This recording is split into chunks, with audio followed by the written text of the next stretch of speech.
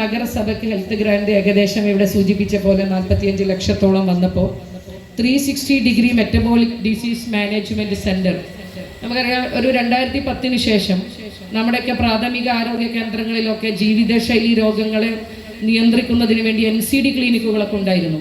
ആ NCD ക്ലിനിക്കുകളിൽ ആഴ്ചയിൽ ഒരു ദിവസമോ മറ്റു കാര്യങ്ങളൊക്കെ DMO ആണ് പറയുന്നത് 2 ദിവസമൊക്കെ ആയിട്ട് ഞാനൊക്കെ ഗ്രാമപഞ്ചായത്തിൻ്റെ പ്രസിഡൻ്റായ സമയത്തൊക്കെ NCD ക്ലിനിക്ക് ഉണ്ടായിരുന്നു.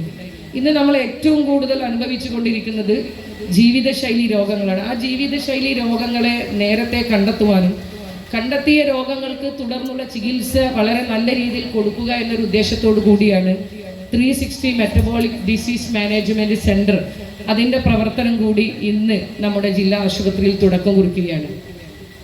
ഇവിടെ 14 വർഷങ്ങൾക്ക് മുമ്പ് താലൂക്ക് ആശുപത്രിയായിരുന്ന തിരൂർ ഈ ആശുപത്രി ജില്ലാ ആശുപത്രിയായി ഉയർത്തിയതിനു ശേഷം ഒട്ടനേകം വികസന പ്രവർത്തനങ്ങൾ നേരത്തെ നഗരസഭ ചെയ്തിട്ടുണ്ടായിരുന്നു. അതിനുശേഷം ജില്ലാ ആശുപത്രിയാക്കി ഉയർത്തിയപ്പോൾ തന്നെ ഒരുപാട് വികസന പ്രവർത്തനങ്ങളാണ് ഇവിടെ വന്നിട്ടുണ്ടായിരുന്നത്. 2020 ജില്ലാ പഞ്ചായത്തിൻ്റെ അധ്യക്ഷയായി വന്നതിന് ശേഷം ആദ്യത്തെ ഹോസ്പിറ്റൽ മാനേജ്മെൻറ്റ് കമ്മിറ്റി കൂടിയപ്പോൾ ഇവിടെ ഒരുപാട് പ്രശ്നങ്ങൾ നമ്മുടെ മുമ്പിൽ അന്നത്തെ HMCയും അതുപോലെ അന്നത്തെ സൂപ്രണ്ട് ഉൾപ്പെടെയുള്ള ഡോക്ടേഴ്സൊക്കെ നമ്മുടെ മുന്നിൽ ശ്രദ്ധയിൽ കൊണ്ടുവന്നിട്ടുണ്ടായിരുന്നു. അവിടുന്ന് അങ്ങോട്ട് ഒരുപാട് വികസന പ്രവർത്തനങ്ങൾ ഏകദേശം കോടിക്കണക്കിന് രൂപ, ഞാൻ കണക്ക് കൂട്ടുമ്പോൾ 20 കോടിയിലധികം രൂപയുടെ വികസന പ്രവർത്തനങ്ങൾ ഈ 4.5 വർഷം കൊണ്ട് നമ്മളിവിടെ ചെയ്തിട്ടുണ്ട്. പോകുന്ന അവയവ മാറ്റ ശസ്ത്രക്രിയ നടത്താൻ ഉള്ള പുതിയ ആശുപത്രിക്ക് നമ്മൾ തറക്കല്ലിട്ട് കഴിഞ്ഞു. ഏകദേശം 450 കോടി രൂപ ആദ്യഘട്ടത്തിലും മൊത്തത്തിൽ 1000 ചില്ലാൻ കോടി രൂപയുടെ ഏറ്റവും ബൃഹത്തായ ഒരു പദ്ധതിയാണ് ഇന്ത്യയിൽ ആദ്യമായി തന്നെ നമ്മുടെ നാട്ടിൽ കോഴിക്കോട്ട് നമ്മൾ പണിയാൻ പോകും.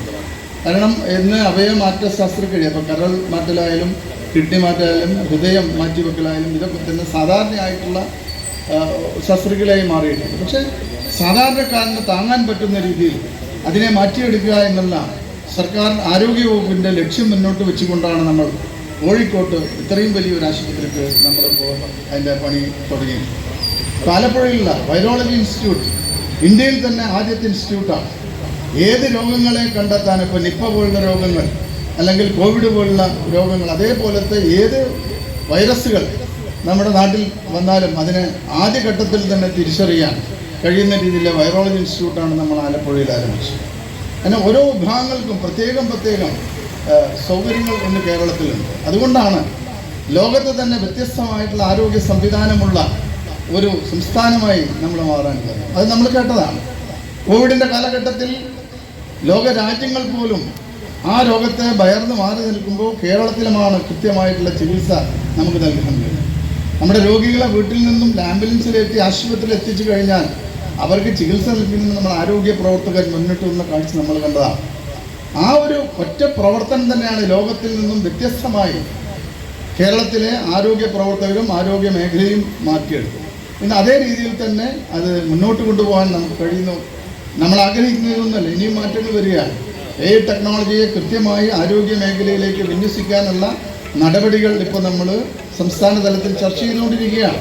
അപ്പോൾ ടെക്നോളജി ഉപയോഗിച്ചുള്ള പുതിയ ക്ലിനിക്കുകൾ ആരംഭം ചെറിയ തോതിൽ ആരംഭിച്ചെങ്കിലും പൂർണ്ണമായി തന്നെ ടെക്നോളജിയെ നമ്മുടെ ആശുപത്രിയിൽ വിന്യസിക്കാനും നമ്മുടെ സാധാരണക്കാരായ രോഗികളെ അവർക്ക് ആവശ്യമായുള്ള ചികിത്സ ലഭ്യമാക്കുക. ഇപ്പോൾ നമ്മൾ കാണുന്ന കാഴ്ച എന്താണ്? സ്വകാര്യ ആശുപത്രിയിലേക്ക് പോകുന്ന അല്ലെങ്കിൽ അവിടെ പോകാൻ പറ്റാത്ത പല രോഗികൾക്കും ചികിത്സ ലഭ്യമാക്കാൻ വലിയ ബുദ്ധിമുട്ടുകളുണ്ട്. ഇപ്പോൾ ഭാരിച്ച ചിലവാണ് സ്വകാര്യ ആശുപത്രിയിൽ. പക്ഷേ നമ്മുടെ സർക്കാർ ആശുപത്രിയിൽ അതിന് വ്യത്യസ്തമായിട്ടുണ്ട്.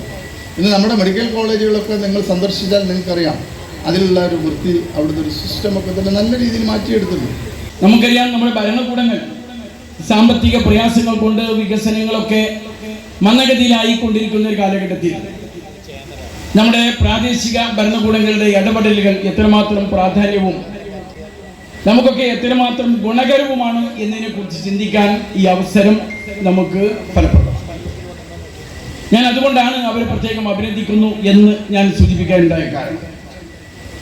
ഇതിനകം തന്നെ കോടിക്കണക്കിന് രൂപയുടെ 20 കോടിയോളം വരുന്ന രൂപ, അത്രയും ധനം നമ്മുടെ ഈ ആശുപത്രിക്ക് വേണ്ടി ഇത് നമ്മുടെ സ്വന്തമല്ല, തിരൂർക്കാർക്ക് വേണ്ടി മാത്രമുള്ളതല്ല എന്ന് എനിക്കറിയാമെങ്കിലും ഇവർക്കെല്ലാവർക്കും വേണ്ടി, നമുക്കെല്ലാവർക്കും വേണ്ടി ഇവിടെ നിക്ഷേപം നൽകാൻ തയ്യാറായി ജില്ലാ പഞ്ചായത്ത് എന്നുള്ളതാണ് സന്തോഷകരമായിട്ടുള്ള സംഗതി.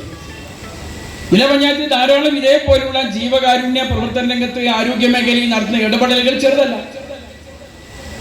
ഞാനിങ്ങനെ ഒന്നും കൂടി ക്ലിയർ ചെയ്യേ, ഞാനിങ്ങനെ ഒരു സ്വകാര്യം പറഞ്ഞതാണ്, അല്ലാതെ ഞങ്ങൾ വേറെ സ്വകാര്യം ഒന്നും പറഞ്ഞതല്ല. എന്താ പറഞ്ഞത്? 120 ആളുകൾ നമ്മുടെ ജില്ലയിൽ കരം മാറ്റിവെച്ച് ചികിത്സ നടത്തി വിശ്രമ വേളയിലായി കഴിയുന്ന ചികിത്സ നടത്തി വരുന്ന ആളുകളുണ്ട്. ഞാൻ അതിന്റെ എത്ര തുകയാണ്, ആ തുകയെ കുറിച്ച് ഒരു വലുപ്പമൊന്ന് ചോദിച്ചു. നമുക്കറിയാം, പല ഏജൻസികൾ നൽകുന്ന പെൻഷനും കാര്യങ്ങളൊക്കെ മുടങ്ങുന്നതും അത് കുറക്കുന്നതും തപ്പിത്തണിഞ്ഞ് നീങ്ങുന്നതൊക്കെ നമ്മൾ കാണുന്നുണ്ട്. അപ്പോഴാണ് പറഞ്ഞത്, ഞാൻ ആ വലുപ്പം, തുകയുടെ വലുപ്പം കേട്ടപ്പോൾ ഞാൻ തന്നെ ഒന്നൊന്ന് ശ്വാസം വലിച്ചു. വളരെ സുപ്രധാനമായ, ഏറെ ചാരിതാർത്ഥ്യമുള്ള 2 ക്ലിനിക്കുകളുടെ ഉദ്ഘാടന കർമ്മമാണ് ഇവിടെ നിർവഹിക്കപ്പെട്ടിട്ടുള്ളത്.